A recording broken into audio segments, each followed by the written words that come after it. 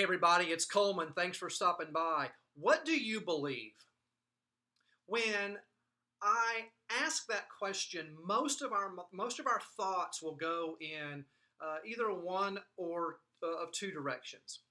Either when I ask about what do you believe or what are your beliefs, you might automatically go toward religious faith. What do you believe about God or the universe or life after death? Or your thoughts might go toward other people. Can I really trust that person? Can I believe what they said? Can I'll believe it when I see it. And both of those are valid directions for our minds to go, but they both focus belief on something outside of ourselves. And what I want to challenge you to do is try to look inwardly rather than looking outwardly. And what I mean by that is ask yourself, what do I believe about me? What do you believe about yourself? See, we all go through life developing and building and acting out on these beliefs that we have about ourselves, about the world, and about other things.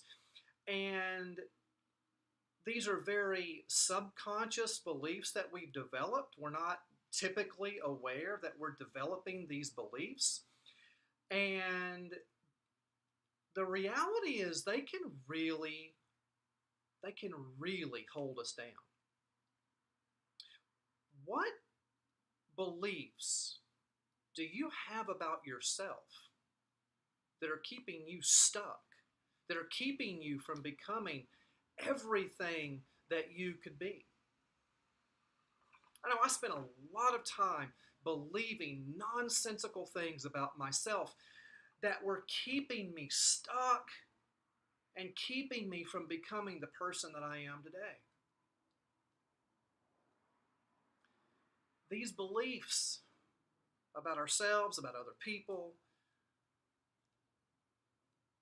they operate sort of on autopilot. They operate under the surface. And we're often not even aware of them until we stop and critically start to think about what we believe about ourselves. So one way to do this is to just start raising awareness, elevating your own awareness to what you think about yourself. When those thoughts come into your mind, those voices come into your head about how, well, that was a stupid thing to say, or why would you want to try that? Or you're just a lazy jerk. You know, we all have that internal voice that feeds us self-deprecating thoughts and self-deprecating wisdom from time to time. Those bubble up from deep within us out of beliefs that we have created.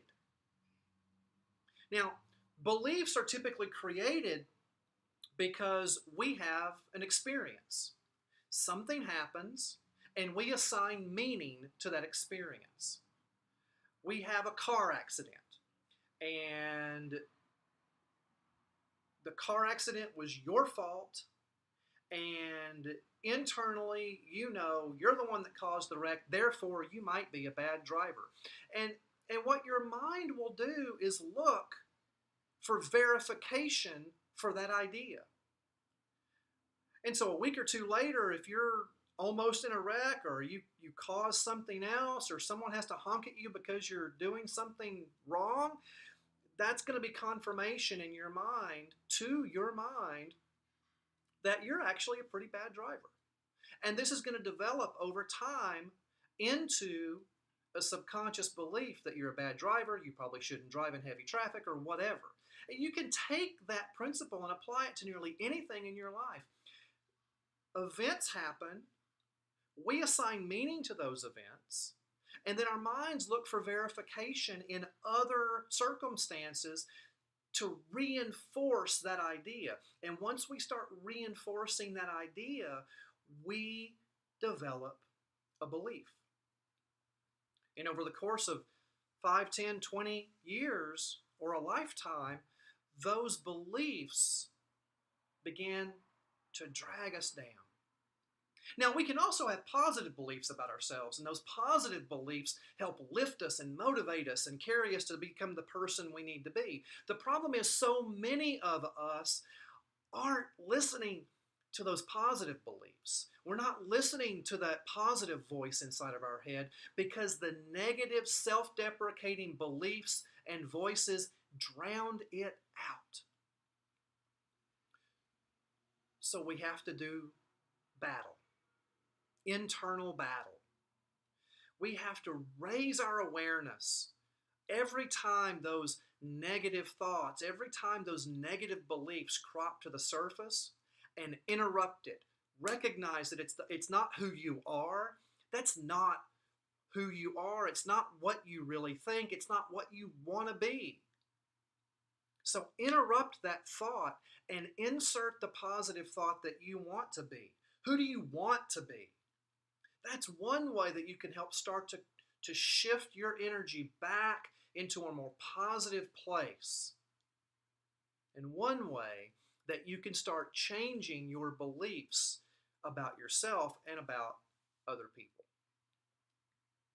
Last week I posted a video in which I said one of the reasons that we have so much trouble creating long-term sustainable change is because we don't elevate our standards. We don't raise the bar as far as what we expect of ourselves. I think changing our own negative beliefs about ourselves may be the next step in that. Because we can elevate our standards all day long, but if we don't believe that we can actually do it, then we're never going to get anywhere. Our beliefs will keep us stuck right where we are. So what do you want to change? Do you want to stop a bad habit?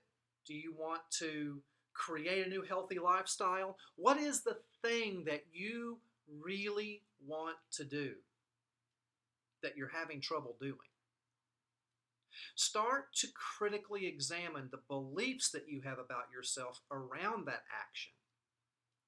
Start to interrupt that thought and start to create positive change by elevating your standards and by changing that limiting belief. Here's what I've learned. What you believe about yourself will either limit you or launch you. It will either keep you down or it'll set you free. I know from personal experience that shifting your beliefs will go a long way towards setting you free.